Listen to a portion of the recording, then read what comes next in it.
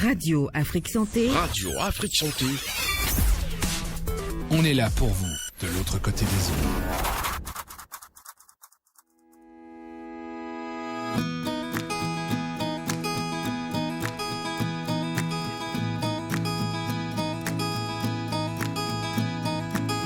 Bonjour à tous, bonjour à toutes et merci de préférer Radio Afrique Santé. C'est votre émission de décryptage et d'éclaircissement. Tribune Santé, cette émission s'appelle « Avant le vote de la loi de 2021 », on estimait que plus de 200 femmes au Bénin, soit 20% d'adolescents décédaient chaque année des suites d'avortements compliqués et non sécurisés. On sait combien le recours à l'avortement est une décision importante et difficile à prendre dans la vie. On va en parler ensemble aujourd'hui à cœur ouvert et sans tabou sur les nouvelles lois au Bénin sur les IVG. Bienvenue sur Tribune Santé et merci d'être avec nous.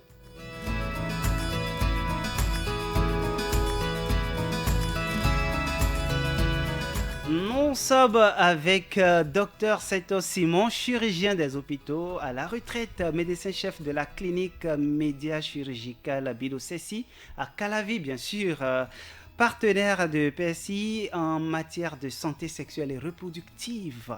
Il est avec nous. Merci beaucoup d'avoir accepté notre invitation. Merci d'avoir accepté de parler de ce sujet délicat qui va réveiller des choses assez fortes chez beaucoup de nos internautes. Merci de nous faire confiance.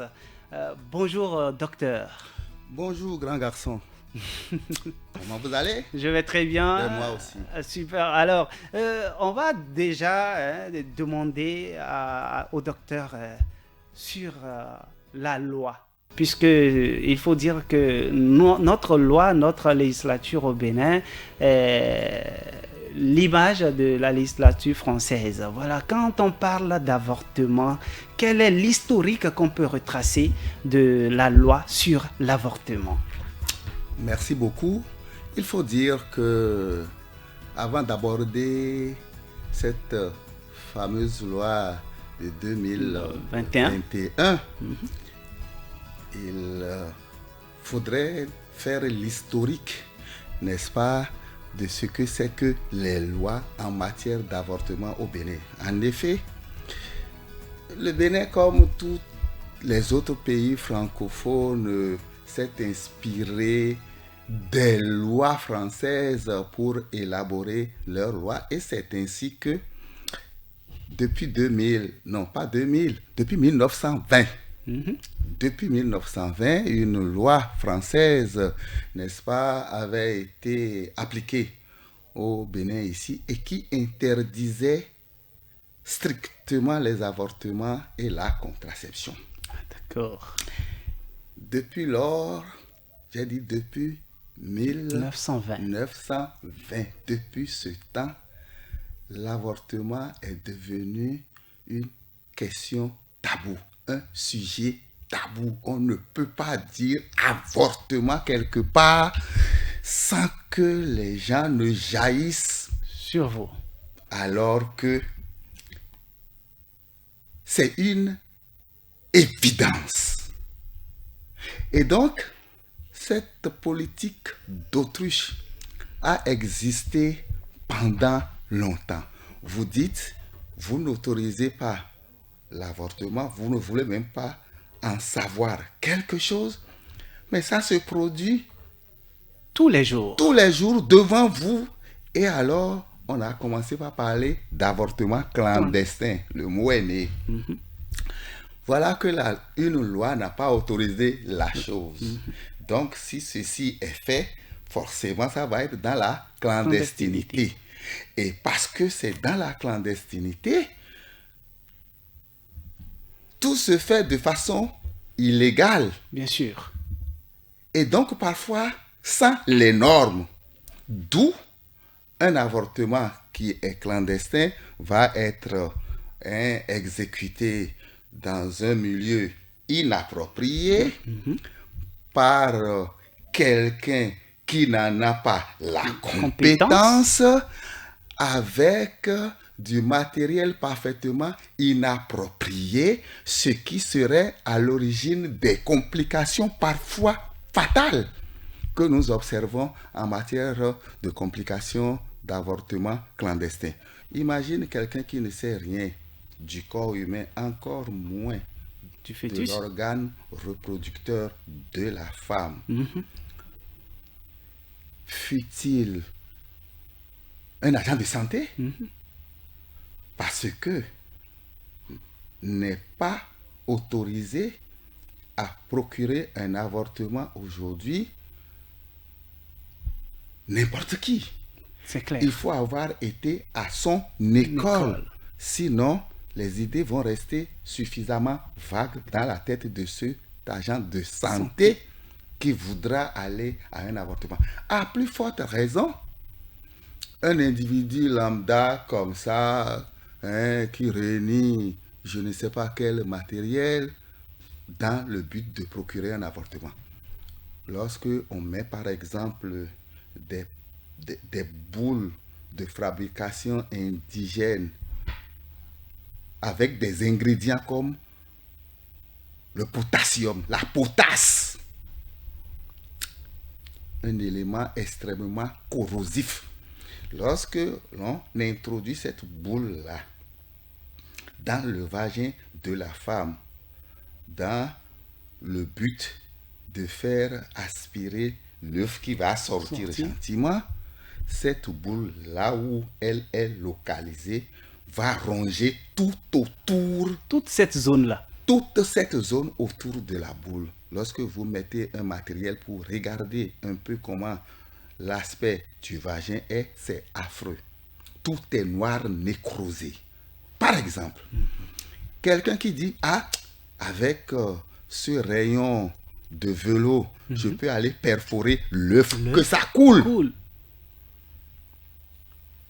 Ne sachant même pas où est logé l'œuf, celui-là va être en train d'introduire Ce fer-là. ce ferraille dans le vagin, dire qu'il est en train de perforer, n'est-ce pas, ou de crever l'œuf. L'œuf peut être en bas, lui il est passé dessus, il a transpercé l'utérus et se retrouve dans l'abdomen libre où il n'y a que les intestins grêles, le gros intestin et consorts. Voilà ce que la loi de 1920 a créé. La psychose autour, n'est-ce pas, de l'avortement qui est un tabou qu'on ne peut pas parler vertement de ça. Et alors, les choses ont continué jusqu'en 2003. Il y a une loi, parce que nous parlons de loi, il faut être très très précis. C'est la loi numéro 2003-4 du 3 mars 2003.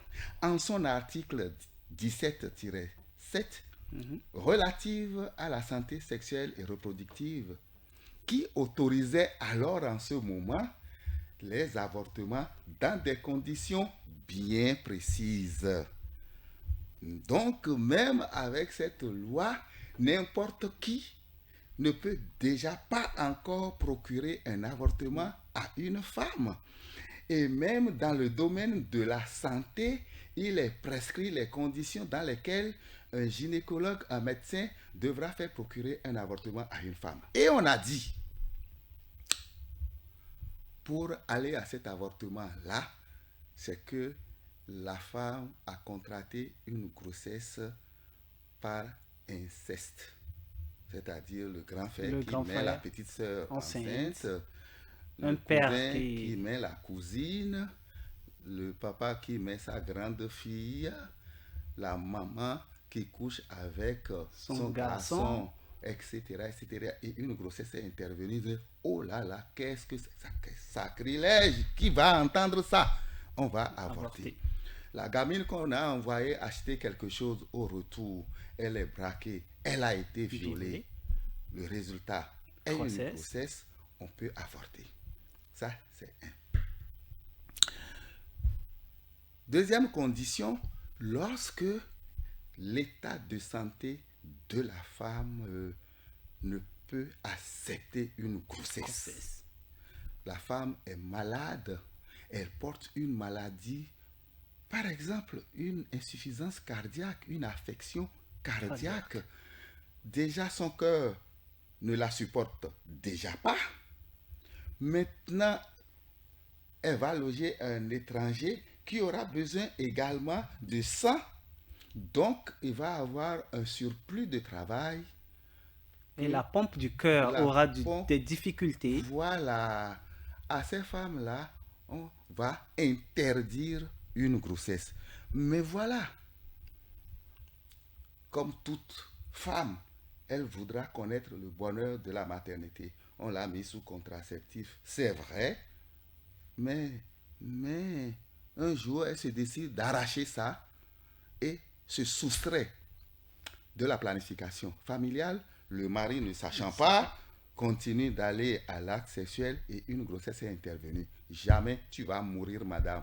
Et si elle s'entête, effectivement, elle va mourir. On a eu des cas comme ça.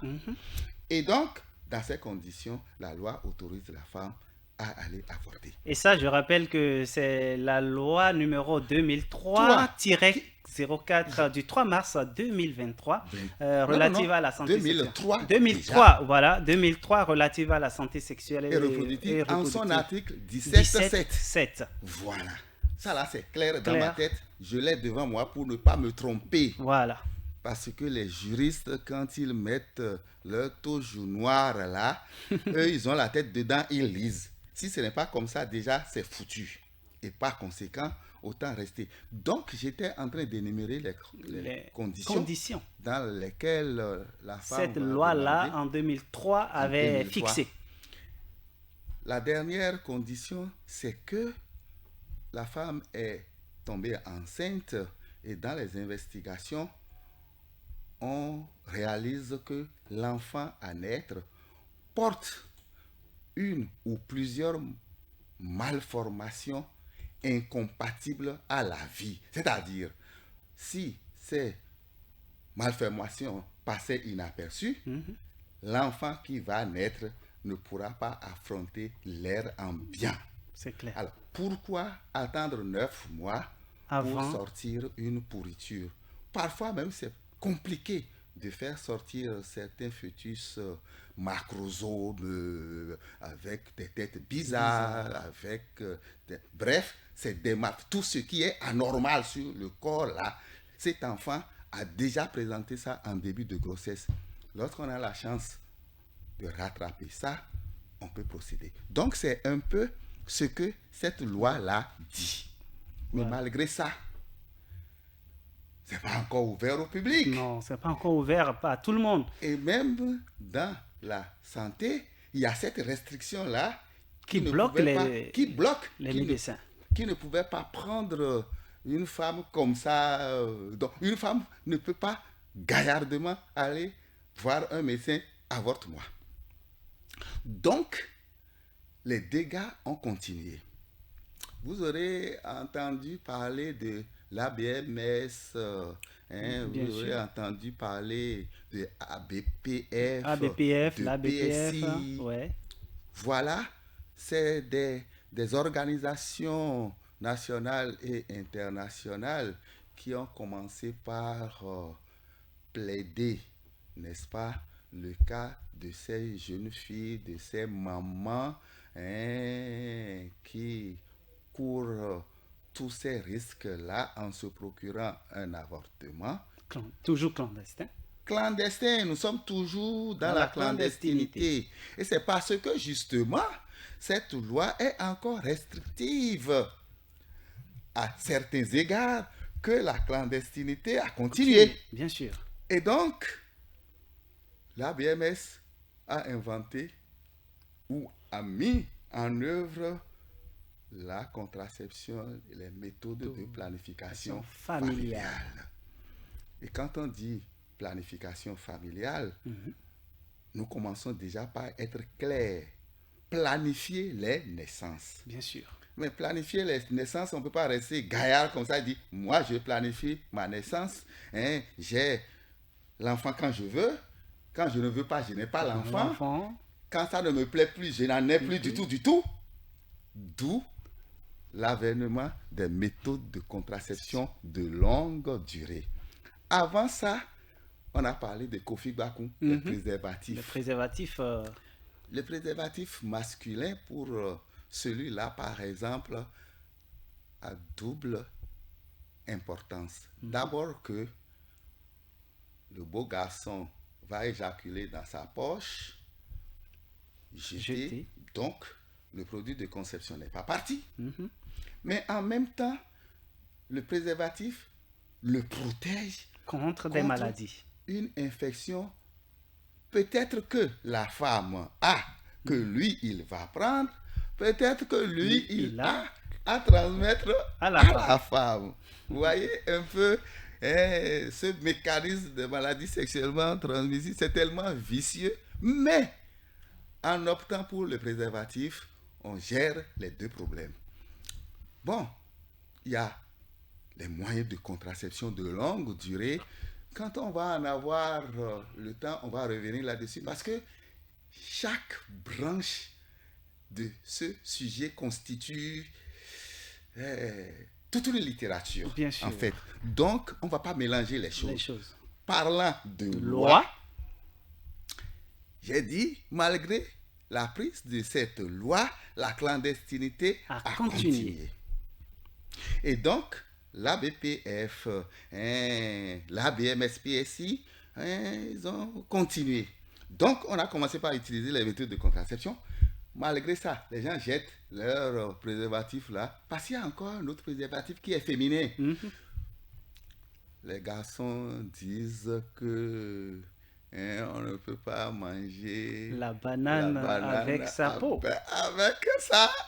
Sa peau, c'est ce qui se dit dans... c'est ce qu'on entend dans la masse populaire. Et que les corps ne se frottent pas, donc le plaisir, ils ont trouvé toutes les raisons de rejeter le préservatif. Au point où aujourd'hui, je ne sais pas encore, dans le temps, Kofi Bakou, Kofi Kunkum, patati et patata, c'était sur toutes les langues. Ouais. Mais alors... ça a commencé par diminuer et on a commencé par parler des méthodes de contraception de longue durée. Il y a les méthodes qui sont hormonales, il y a des méthodes qui sont non hormonales. Malgré ça, il y a toujours eu des grossesses indésirées avec l'avortement clandestin. Alors, les Américains et d'autres fondations ont créé ce qu'ils ont appelé soins après avortement. Soins après avortement, ça a été un boom. Est-ce que je vais dire un boom? C'est-à-dire que ça a été encore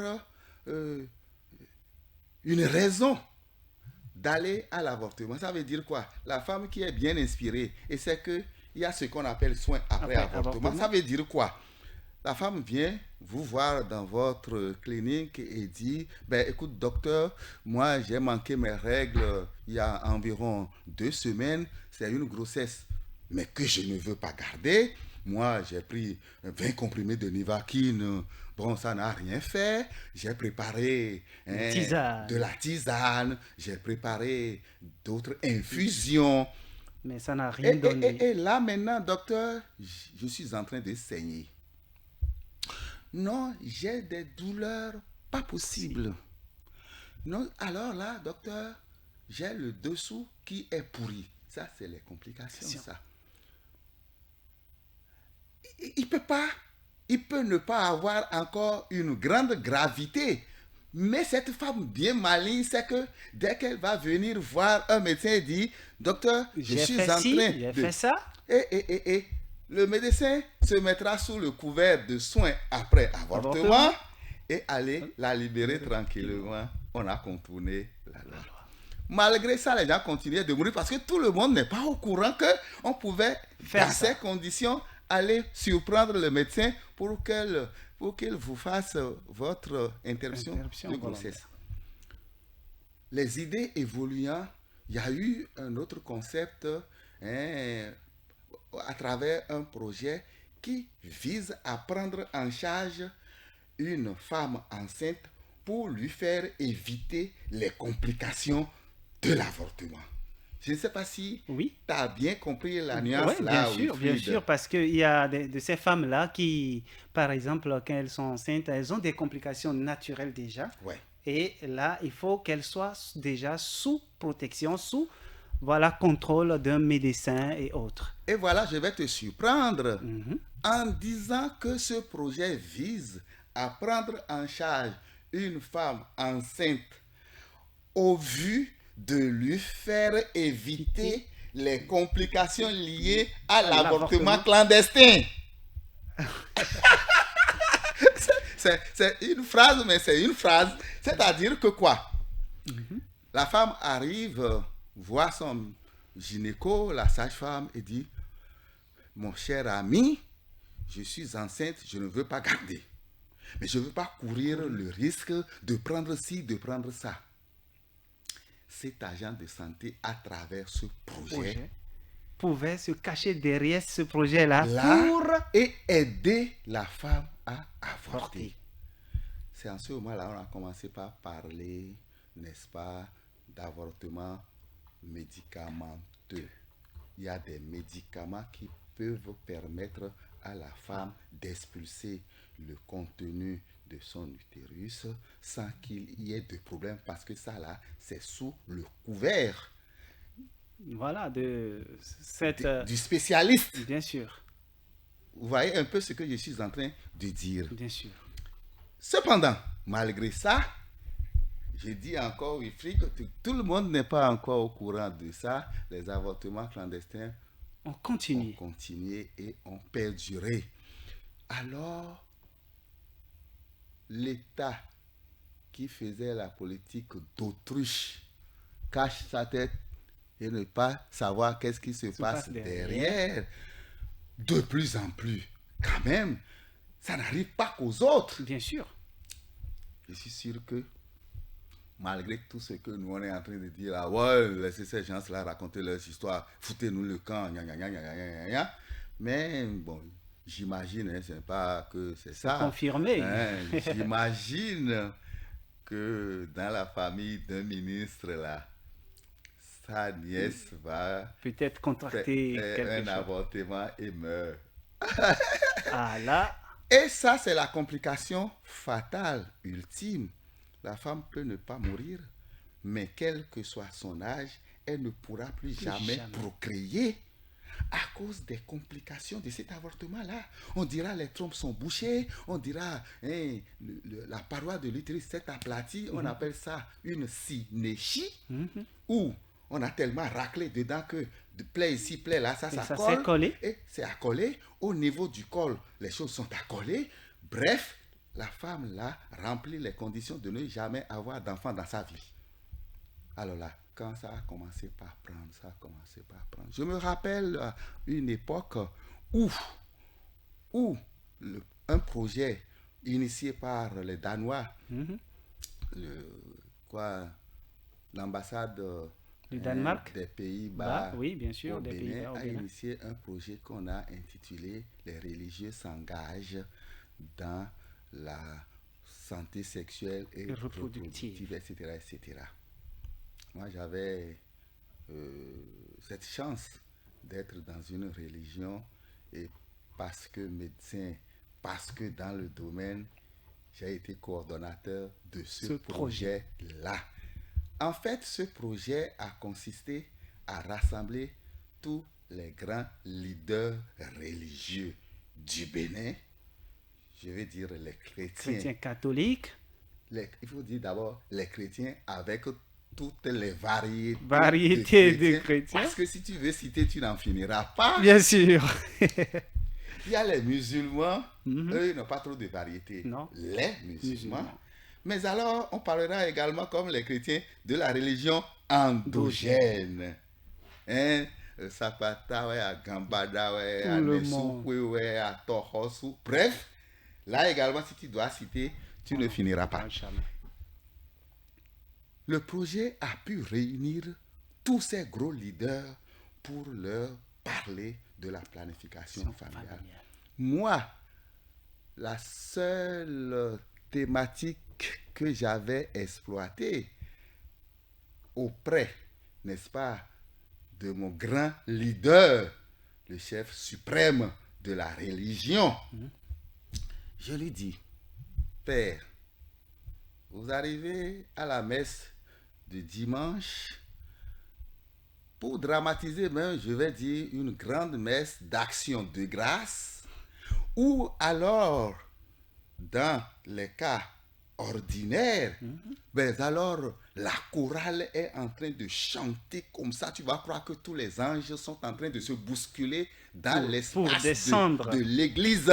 Il y a la ferveur, etc., etc. Et puis alors, à cette grande messe d'action de grâce, où il devra avoir cette ambiance, la chorale est moche, les enfants dégament, celui qui est à la guitare ne sait plus qu'est-ce qu'il est en train de jouer.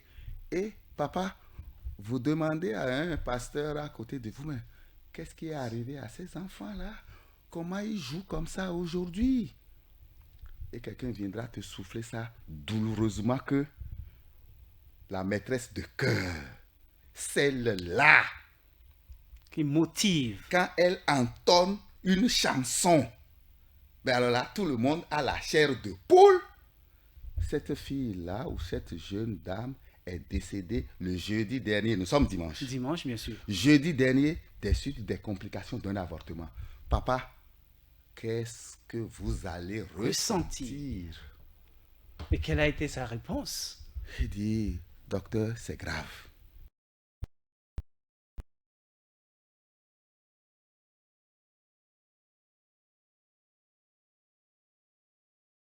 On voit, il est imminent, il peut même être le chargé de paroisse, etc., etc. Vous arrivez à la messe, vous regardez à sa place, sa chaise est vide. Qu'est-ce que ça veut dire ça? Vous demandez, on a dit, sa femme est allée pour l'accouchement de sa 10e grossesse. 10e. Grossesse, bien sûr. Et alors, elle a bien accouché, l'enfant a crié, et on lui a fait les soins. Mais après, on a commencé par appeler tout le monde, tout le monde. L'utérus n'a pas fait le retour pour se contracter et donc est resté comme ça avec tous les vaisseaux. La femme est dans son lit et a déversé tout son sang dans le matelas. Le temps qu'on arrive pour dire qu'est-ce qui se passe, elle ne pouvait même pas parler pour appeler qui que ce soit. Elle est seule dans sa chambre. Le temps qu'on arrive, elle est décédée. Papa, si vous êtes au courant de ça, votre pasteur, sa femme, laissant alors 10 enfants, vous allez faire comment? Il dit, docteur, feu vert, dites à tout le monde d'aller à la contraception, dites à tout le monde d'aller à la planification familiale. Encore que, le plus souvent, à une messe par exemple, on va dire à logo. Quand j'ai dit ça maintenant, là, les gens savent déjà de quelle religion je parle, je ne veux pas la nommer. Alors, on va déposer une bassine parce que le fidèle là n'est même peut-être pas de cette église, hein, mais il va venir avec une ordonnance, va appeler le chargé et lui dire voilà, mon enfant est gravement malade, anémié, on lui a prescrit ceci et cela, je n'en ai pas les moyens. Donne l'ordonnance, on dépose là-bas, là, on dit alors, dit 5 000, 2 000, 1 000 francs, 500 francs, et puis si on finit, on ramasse tout ça là, on emballe dans un mouchoir, on lui remet d'aller. C'est rare que dans cette église-là, vous n'entendez pas des choses comme ça. Bref, tout ceci a fait que les gens ont commencé par se dire, on ne va plus continuer à faire la sourde oreille. Il va falloir qu'on puisse bousculer les choses. Mais ce n'est pas seulement deux, hein. Les organisations, n'est-ce pas, d'ONG, oui, bien sûr, non gouvernementales qui interviennent dans la santé sexuelle de la reproduction ont continué de faire le plaidoyer. Bien d'autres structures faisaient la pression sur pression jusqu'à les gens ont dit il faut qu'on invente quelque chose désormais pour mettre tout le monde à l'aise. D'où la loi de 2021-12 du 20 décembre 2021 qui vise alors à sécuriser et à encadrer, deux mots forts. Sécuriser, cela veut dire que l'avortement devra se faire dans un cadre sécurisé, et je vais en parler tout à l'heure. Mais alors, encadré parce que n'importe qui ne pourra pas le faire, et on ne va pas le faire également n'importe comment et tout le temps. D'où alors la notion de conditions dans lesquelles on peut donner un avortement à une femme. D'abord, il faut qu'il y ait l'homme, celui-là. Qui est l'auteur? Cet agent de santé devra être qualifié. Et c'est ce que je disais tantôt, que n'importe quel agent de santé ne se lève. Allez, viens, je vais te faire une interruption volontaire de grossesse. Il va aller avec les touches noires. Là, je ne suis pas dedans. Et donc, il y a premièrement la tête. L'auteur de cette interruption volontaire de grossesse, il connaît. Il est qualifié pour. Ça ne suffit pas. Il faut qu'il y ait l'environnement. Un cadre pour bien recevoir, pour éduquer, éclairer la femme, même si la loi l'autorise à aller demander un avortement, lui expliquer tous les contours et avoir son... Bref, il faut qu'il y ait le cadre. Donc, il faut qu'il y ait un petit bloc pouvant procurer ce soin-là. 2. Troisièmement, tu as l'espace, tu n'as pas le plateau technique. Tu ne vas pas rester à faire des incantations dans cette salle-là pour que la grossesse se passe. Du tout. Il faut avoir le matériel qu'il faut, bien adéquat, et les médicaments qu'il faut pour aller à l'interruption volontaire de grossesse. Encore que, je disais tantôt qu'il y a une interruption volontaire médicamenteuse où on va utiliser des produits qualifiés pour entraîner l'expulsion de l'œuf, comme on peut aller à une méthode chirurgicale qui est l'interruption volontaire de grossesse de façon chirurgicale. Il faut aller faire une aspiration. L'aspiration peut être manuelle avec un instrument qui ressemble bien adéquat, qui ressemble à une seringue géante, ou alors une aspiration par un matériel électrique que nous appelons un aspirateur, histoire d'aspirer correctement le contenu utérin et garantir à l'utérus, la sécurité de l'utérus. Donc, 3 conditions. Lorsque ces 3 conditions ne sont pas remplies, celui-là n'est pas autorisé. Tu as le bloc, tu as tout le matériel dedans et tout. Toi-même, tu ne sais pas faire. Tu vas les utiliser comment? Mais tu sais parfaitement faire. Mais tu n'as pas le plateau technique. Tu vas bricoler. Bien sûr. C'est mauvais. Donc, ces 3 conditions-là sont sine qua non pour aller.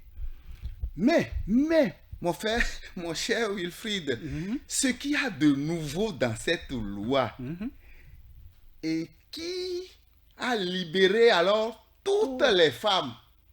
Wilfried, je te dis, a libéré toutes les femmes. Je vais te lire distinctement ce que ça dit. On dit, en dehors des 3 ou 4 autres conditions dans lesquelles la femme est autorisée à se faire un avortement, il y a cette ligne-là qui dit, lorsque la grossesse est susceptible d'aggraver ou d'occasionner une situation de détresse. Ouais. Quand j'ai lu ça, c'est comme si il y a une fraîcheur qui m'a envahi. Qui a envahi tout le corps. Une situation de détresse. Ça veut dire quoi? Ça veut dire que une femme contracte une grossesse, mais n'a pas les moyens matériels de faire sur cette grossesse-là à l'accouchement. Forcément, il peut y avoir des complications. Bien sûr. J'ai parlé tout à l'heure d'une 9e geste. le mari, s'il te plaît, ne fait rien. Tout ce que lui sait faire grossesse. C'est la femme qui va, avec son petit commerce, ses bricolages, va être en train de supporter les charges de la famille. Toi, tu te lèves encore, tu la fous enceinte. La femme, là, pour cette raison, est en détresse matérielle. Elle ira demander à un médecin, gère-moi ça et on va le faire aujourd'hui.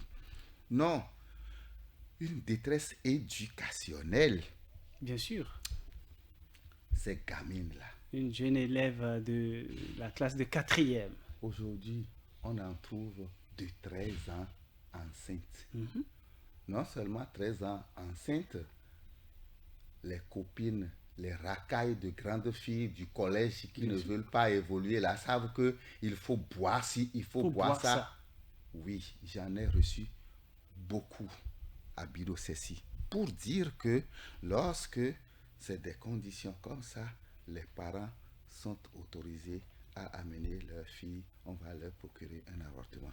Il y a également une détresse professionnelle. Tu dois savoir que dans certaines entreprises, lorsqu'on vous recrute, on dit pas de grossesse avant 2 ans. 2 ans, bien sûr. Pas de grossesse avant 2 ans. C'est martelé tellement que c'est croché dans ton cerveau. Bien sûr. Mais voilà, tu ne sais pas la contraception que tu vas adopter pour te mettre à l'abri. Ou alors, on t'a dit, demain je vais le faire, 3 jours je vais le faire. Le plus souvent, de jeunes filles ou bien des femmes mariées qui sont en train de galérer jusqu'à trouver ce job-là. Ce job-là, et puis une grossesse intervient. Mais alors... Est-ce qu'il faut perdre le job ou garder la grossesse? Encore que le job, c'est ton job, ça porte ton nom. Si c'est avec un diplôme, le diplôme porte ton nom. Ce job va t'amener jusqu'à ta retraite. Nous sommes d'accord. Bien sûr. Mais alors, tu abandonnes ça, tu fais un enfant qui ne t'apportera rien. Encore une charge. Une charge de plus. Et avant que cet enfant-là ne soit quelque chose, il faut d'abord encore que toi, tu aies les moyens de pousser ou d'accompagner cet enfant-là jusqu'à ce que, adulte, il soit capable de te prendre en charge. Bien sûr. Mais tu as déjà jeté ton diplôme par rapport à ça. Une femme dans cette condition-là, jamais je le ferai. Et puis maintenant, il y a, disons, une détresse morale. Une détresse morale, c'est cette femme-là qui a déjà 45 ans, par exemple, qui est en train de menacer la ménopause. Sa première fille a déjà 3 enfants, elle est mémée. Mais voilà que les règles continuent. Or, c'est l'ovulation qui détermine la règle future. Croyant déjà à la ménopause, elle contracte une grossesse. Elle va faire quoi? Cette détresse, la loi l'autorise également. La loi l'autorise. Voilà un peu les conditions dans lesquelles, n'est-ce pas, une femme aujourd'hui a le droit d'aller demander un avortement. Donc, j'ai dit d'abord les conditions dans lesquelles cela devra se passer. Au niveau de la femme, dans quelles conditions elle peut aller faire ça? Mais alors, on ne peut pas avorter tout le temps. La loi également a fixé un délai. Et ce délai nous dit que jusqu'à 2 mois et demi, soit 12 semaines d'absence de règles. Les gynécologues disent semaines d'aménorrhée. Oui. Plus tard, on va dire expliquer ça. Tout ça.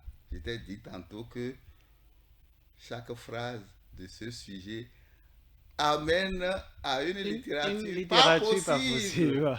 Ça là, celle que j'ai dit maintenant là. Bien sûr. Il y a trop de l'aménorrhée. Donc, avant 12 semaines, la femme est autorisée. Sinon, c'est seulement les autres cas où peut-être elle veut bien garder sa grossesse, mais pour une raison X, après 3 mois et demi, la menace s'est installée, elle consulte, on dit avortement inévitable. On retourne à soins après avortement. Aujourd'hui, cette loi-là a été suffisamment géniale pour bien élargie pour sécuriser pour tout. Garantir toute la sécurité à la femme en matière de santé sexuelle de la reproduction, mais encadrer également les conditions dans lesquelles cette histoire-là peut se réaliser. Donc, c'est pour te dire, mon cher ami, ce que dit la loi. Mais quand on dit loi, là, on parle également de sanctions. Bien sûr. Ah. J'en venais parce que je savais que nous allons en venir à là. Parce que il faut le dire. On parle également de sanctions. Alors, par rapport aux sanctions, je t'ai déjà dit que lorsque Et l'agent... avant qu'on en vienne à là, il faut aussi rappeler que voilà, cette loi désormais pourra quand même nous permettre de ne plus entendre ou voir ces femmes-là qui jettent leurs enfants sur les tas d'ordures ou bien dans les fossés, dans les fosses hertiques et autres. Et effectivement, Wilfried, c'est les détresses dont j'étais en train de te parler tout à l'heure. Cette femme qui est restée dans cette détresse financière, morale, éducationnelle et tout, qui a, comment je peux dire, qui a souffert, ne sachant quoi faire, a accouché dans la brousse. Le Seigneur garde même des gens comme ça. Elle a accouché dans la brousse, l'enfant est sorti, le placenta est sorti. Elle n'a rien du tout. Elle se lève, elle met une couche. Elle regarde à gauche, à droite. Comment elle va faire? Elle s'en va. Elle met ça dans un pagne. Tout complet. Avec le placenta, tout et tout. Le bébé, le placenta, pam, va déposer quelque part à vue. Mais il y a d'autres qui sont suffisamment fâchés, qui vont jeter ça dans les caniveaux. On en a vu. On en a vu, oui. Il y a de ces femmes-là. Hey, comment je vais faire de mon enfant? Va déposer ça au portail de quelqu'un. Le lendemain, les gens vont sortir, non? Bien sûr. Ils sortent, ils trouvent un colis qui bouge. On ouvre, hop! Il y a un enfant dedans. Voilà, c'est pour... recadrer tout ça là, que la loi... Mais alors, je te dis, Wilfried, depuis que cette loi a été votée, si j'étais à 30 ou 40... intervention après une complication d'avortement clandestin, aujourd'hui, j'ai dit 40 ans, aujourd'hui je suis peut-être à une dizaine. Et dans les dizaines, je n'en ai pas encore vu quelque chose de très compliqué, très grave.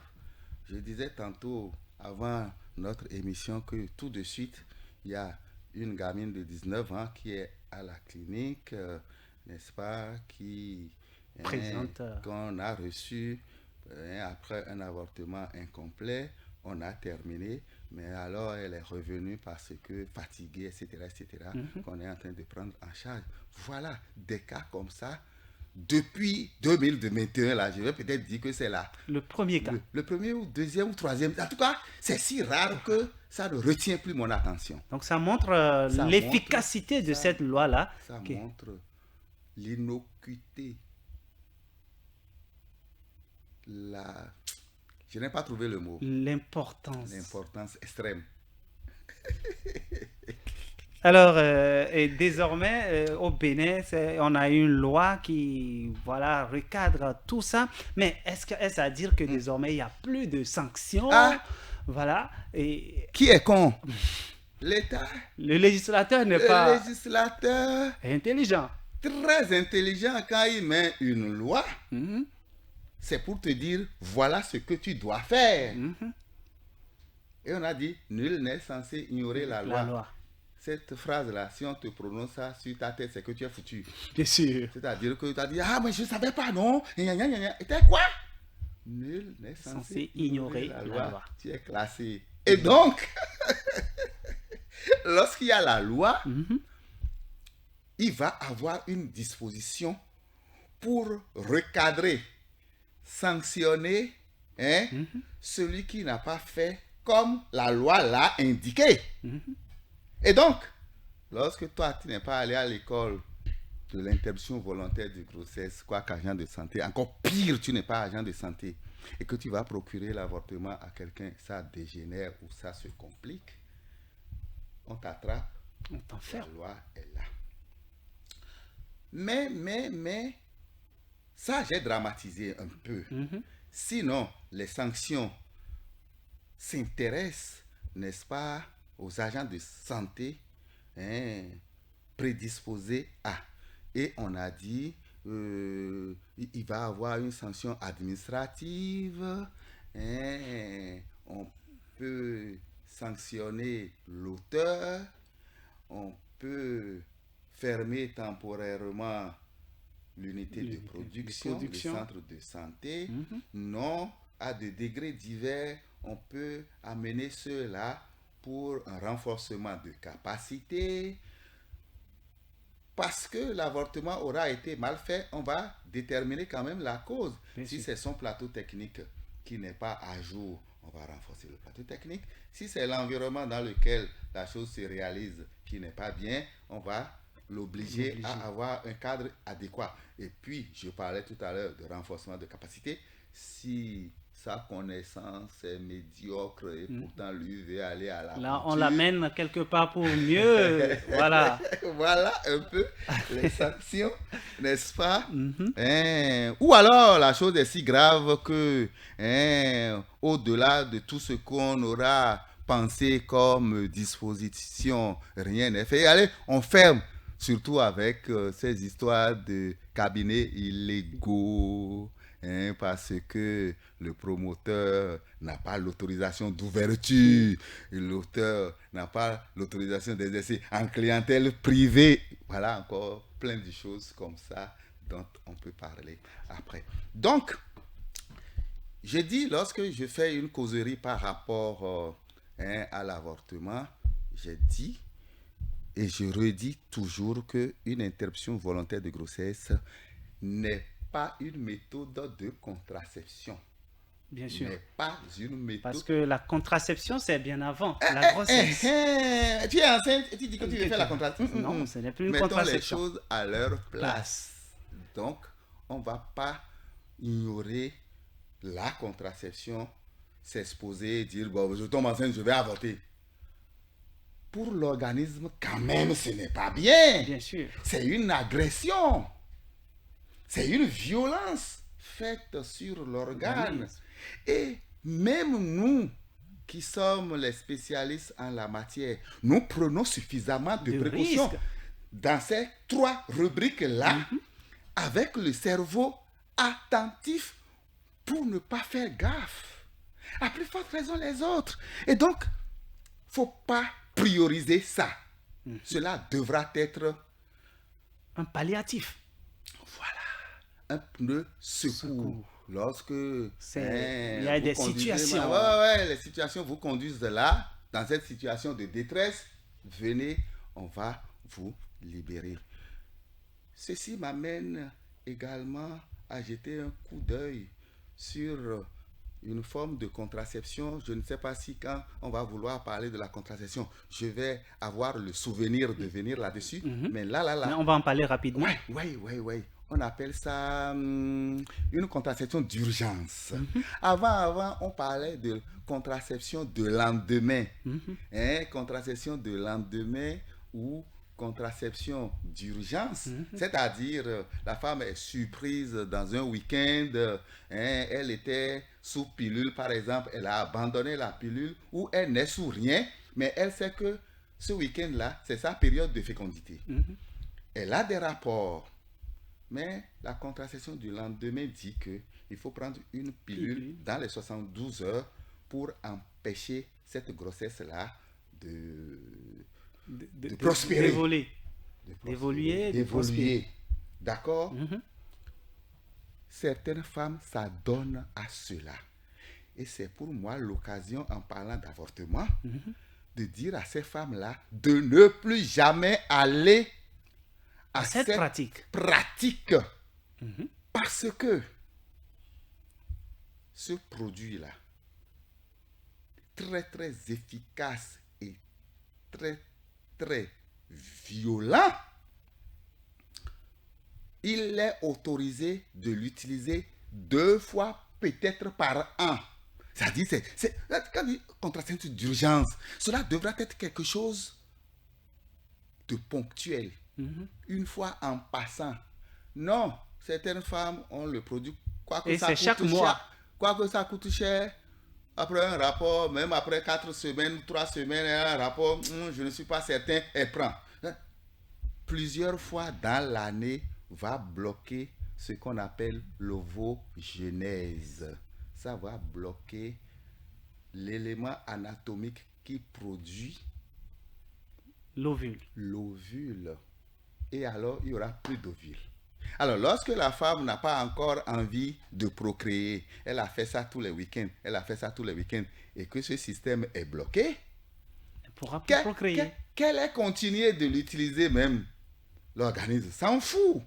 Mais alors, c'est lorsqu'elle va se marier avec tambour et trompette, caméra devant, derrière, en haut et en bas, avec drone qui circule, que les tantes ou même les parents vont commencer par lui compter les mois. Mais ça fait attends, grand garçon, ça fait quand même 6 mois que tu es ensemble avec toi tu dors dans cette chambre avec cette dame et puis on n'entend rien. On ne l'a pas marié pour ses beaux yeux. C'est quoi? Ça va commencer exaspérer, harceler, agresser. Le couple va se décider d'aller en consultation. Et c'est d'investigation en investigation qu'on ira alors se rendre compte dans une manœuvre, dans une investigation que c'est l'ovogenèse qui a été bloquée. Ces ovaires ne produisent plus d'ovules. Ça veut dire qu'elle a des cycles anovulatoires. Mais si l'ovaire a déjà vieilli et ne peut plus produire des ovules, ça veut dire que c'est consommé. Et c'est pour ça que dès que ça m'est arrivé à l'idée, je veux dire et redire haut et fort à toutes ces femmes-là qui ont ce caprice de prendre tout le temps pilules du lendemain, comme elles aiment l'appeler. Je leur dis pardon à genoux de laisser cette méthode et d'aller se faire contracter une méthode de contraception de longue durée. Que cela soit non hormonal, que ça soit hormonal, le prestataire a appris son job. Et c'est devant la femme qu'il y a devant lui la méthode qui peut lui convenir. On ne vient même pas pour dire, ah, moi je vais faire ci. Tu as déjà un surpoids. Tu demandes qu'on te mette quelque chose au bras. Ce machin hormonal qui va être déversé dans ton corps et circuler dans le sang a un effet secondaire de faire grossir, par exemple. Tu es déjà en surpoids. On te demande encore de grossir. Tu vas bomber. Bien sûr. Donc, on ne prend pas n'importe quelle méthode de contraception, mais en règle générale, le stérilet, ce qu'on appelle le stérilet, un dispositif intra-utérin, est beaucoup mieux toléré avec moins d'effets secondaires organiques. Quand on dit dispositif intra-utérin, c'est dans l'utérus. Et s'il y a un organe qui va se fâcher, ce n'est pas la langue, ce n'est pas les yeux, c'est l'utérus. Et quand c'est l'utérus qui est localisé là, qui se fâche, on a les moyens de lui demander pardon. Calme-toi. Garde-nous ça pour nous, notre plaisir. On doit avoir nos rapports librement, sans état d'âme, comme ça nous plaît ou ça nous plaît, combien de fois ça nous plaît. Mais je ne tomberai pas enceinte. Le stérilet peut défendre ça. Donc, mon cher Wilfried, c'est un peu ce que, je ne sais pas si j'ai tout dit, mais c'est un peu... On a fait le tour d'horizon, on a parlé des aboutissants, des tenants et aboutissants aujourd'hui du droit de l'avortement. Ouais. On a parlé des méthodes de pratique que on doit utiliser, les méthodes pour pratiquer l'avortement. On a également, vous avez fait le point sur, voilà, les conditions dans lesquelles on peut pratiquer et les dispositions que la loi a pu quand même donner aujourd'hui à toutes les femmes du Bénin. Et on a également fait un détour sur les sanctions qu'encourent ces médecins-là qui ne sont pas qualifiés et ce qui adviendrait lorsque ils vont tomber sous le coup de la loi. Et je crois que cette loi 2021 qui est venue abroger celui de celle de 2003, Ouais. a quand même donné une large ouverture, hein, Ouais, une ouverture, ouais, voilà, une large qui ouverture, a puisque donné... les deux mots qui me plaisent dedans, Wilfried, Mhm. on dit sécuriser Sécuriser, et encadrer. encadrer. Aïe, aïe, aïe, aïe. Voilà, aïe. cette ouverture-là a été donnée et c'est désormais encadré, désormais bien précis. On sait dans les conditions. Votre mot de la fin, puisque nous sommes pratiquement à la fin de cet entretien. Wilfried, je te remercie pour cette opportunité géniale que tu m'offres. Et ça, j'avais oublié. C'est dans le cadre des activités de la semaine du médecin organisée par le comité départemental atlantique de l'Ordre national des médecins du Bénin. Bien sûr. Ça, il faut le repréciser très fort pour que, quand je vais sortir là, docteur, toi, tu es allé parler de quoi? En tant que quoi? Non, c'est dans ce cadre-là. Dans ce cadre-là. Je rappelle que la semaine du médecin, c'est déjà là et c'est dans ce cadre-là que nous vous recevons, bien sûr. Et vous nous avez parlé de la loi qui cadre désormais l'avortement au Bénin et on est parti dans tous les sens. Vraiment, vous depuis 1920 jusqu'à 2021. Et on a parlé de chaque loi, comment elle était recadrée. Et aujourd'hui, ses insuffisances. Et jusqu'à aujourd'hui, où nous en sommes aujourd'hui avec ce cadre juridique qui permet désormais de recadrer. Et vous avez donné des statistiques tout à l'heure que vous avez désormais moins de patientes qui viennent vers vous, alors que dans le temps, il y en avait et ça assez, mourait également. Et ça mourait beaucoup. Alors, merci à vous, merci à la semaine du médecin que nous suivons. Nous suivons de très près et nous vous disons merci pour avoir accepté notre invitation. C'est moi. Et Radio Afrique Santé, on était en direct de Radio Afrique Santé depuis le studio Vincent Folly de Radio Afrique Santé, émettant d'Abomey Calavi au Bénin. Merci de nous avoir suivis.